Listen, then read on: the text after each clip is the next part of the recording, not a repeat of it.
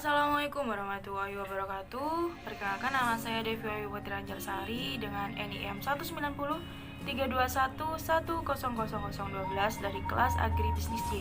Di sini saya akan mempresentasikan mengenai simptomatik guna untuk memenuhi tugas praktikum dasar perlindungan tanaman. Sebelumnya saya akan menjelaskan sedikit mengenai simptomatik. Simptomatik adalah bagian dari fitopatologi, yaitu yang menyelidiki, melukiskan, dan membandingkan gejala penyakit pada tumbuhan. Umumnya, tumbuhan yang terserang penyakit akan menampakkan gejala khusus. Gejala atau simptom ini adalah perubahan pada tumbuhan itu sendiri yang disebabkan karena adanya penyakit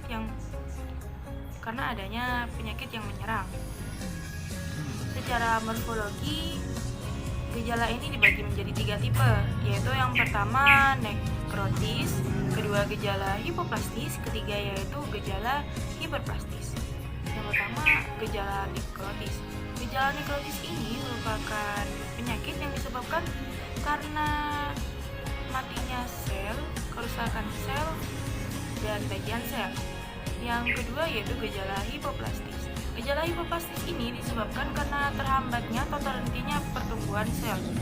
Yang ketiga yaitu gejala hiperplastis. Gejala hiperplastis ini disebabkan karena pertumbuhan sel yang melebihi dari biasanya.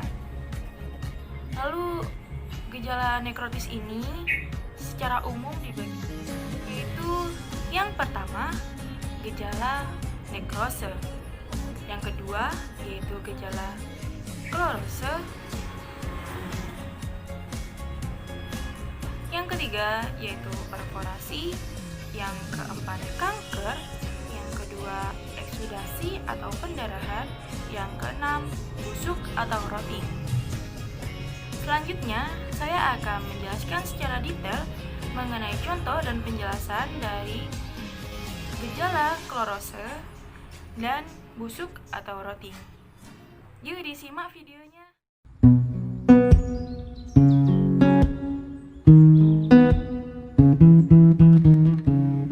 Berikut ini merupakan salah satu contoh yang terkena penyakit nekrose, yaitu tanaman kersen atau Muntingia cacabura, sejenis pohon sekaligus buahnya yang kecil dan manis berwarna merah cerah. Tanaman ini terkena penyakit nekrose yang disebabkan oleh rusaknya klorofil, sehingga warna daun yang aslinya hijau menjadi kuning dengan tingkat golong yang sedang. Berikutnya yaitu contoh tanaman yang terkena gejala penyakit busuk, yaitu tanaman kelapa atau Cocos nucifera. Tanaman ini terkena gejala penyakit busuk yang disebabkan adanya perbedaan patogen berupa jamur Phytophthora palmivora, sehingga terjadi gejala busuk kering pada kelapa tersebut dengan tingkat golong yang rendah. Jadi dapat disimpulkan bahwasanya gejala simptomatik ini dibagi menjadi 2 tipe, yaitu yang pertama tipe nekrotis, kedua hipoplastis, dan ketiga hiperplastis.